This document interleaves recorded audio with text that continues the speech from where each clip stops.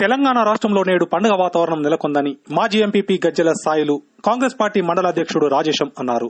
సిద్దిపేట జిల్లా దుబ్బాక నియోజకవర్గంలోని మిరుదొడ్డి మండల కేంద్రంలో రైతు వేదికలో ఏర్పాటు చేసిన రైతు నేస్తం కార్యక్రమంలో పాల్గొన్నారు.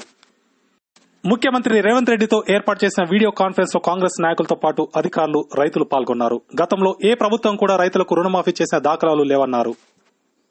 దివంగత ముఖ్యమంత్రి వైఎస్ రాజశేఖర రెడ్డి హయాంలో ఏకకాలంలో ₹1,00,000 రుణమాఫీ కాంగ్రెస్ ప్రభుత్వం చేసిందని గుర్తు చేశారు.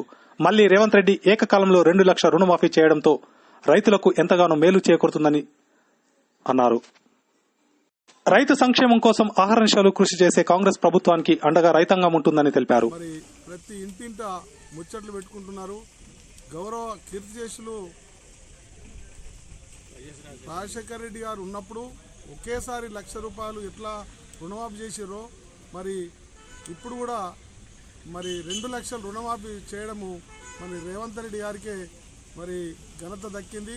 తెలంగాణ రైతుల పక్షాన మరి మిరుదొడ్డి రైతుల పక్షాన నేను మిరుదొడ్డి మాజీ ఎంపీపీగా మరి ముఖ్యమంత్రి గారికి శిరసు వంచి నమస్కరిస్తున్నాను. రైతు బంధు కానీ, రైతు బీమా కానీ, రైతు రుణమాఫీ కానీ ఏదైతే చెప్తారో అది చేసేద్దాము ఒక కాంగ్రెస్ పార్టీకే ఉంటుంది. గతంలో చూసినట్టయితే వైఎస్ రాజశేఖర రెడ్డి గారు ఫస్ట్ ముఖ్యమంత్రిగా ప్రమాణ స్వీకారం చేసినాడు. మొట్టమొదటి సిగ్నేచరు ₹1,00,000 చేయడం జరిగింది. దానికన్నా 10వ వంతు ఎక్కువ అయితే ఆ రోజు ఆగస్టు 15కు రుణమాఫీ చేస్తానన్నారు.